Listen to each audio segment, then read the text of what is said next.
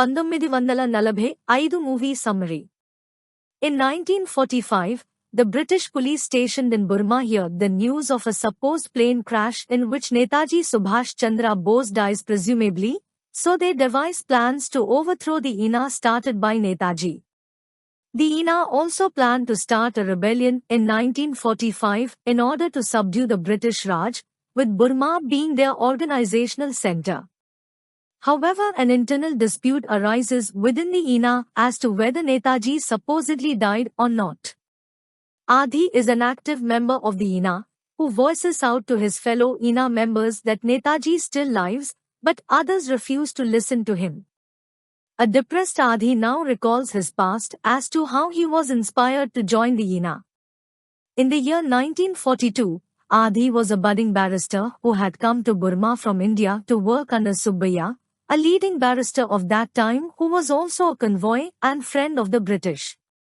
It is revealed that Adi intended to marry Anandi, the daughter of Subbaiah, and both fall in love when they meet each other.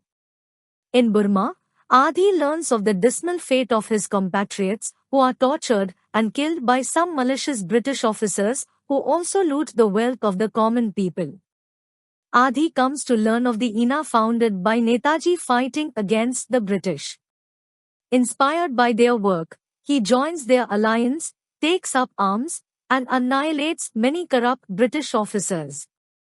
On learning this, Subbaiah, who had initially approved of his daughter's marriage to Adi, now disapproves of it and tries to separate Adi from his family. However, Adi and Anandi still love each other, and Adi's friend tries to convince Subbaiah for their wedding.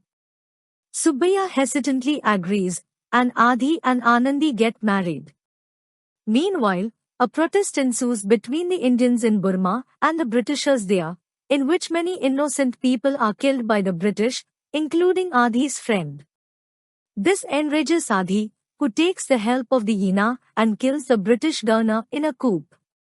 In retaliation, the British soldiers also kill many INA members. However, Adi manages to survive.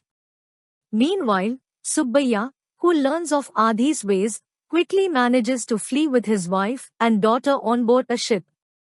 Before boarding the ship, Anandi meets Adi during an ensuing fight between him and the Britishers and tells him that she is leaving to India on her father's advice, but she still loves him and asks him to complete the mission that he had started and then return to his family in India if destiny permits.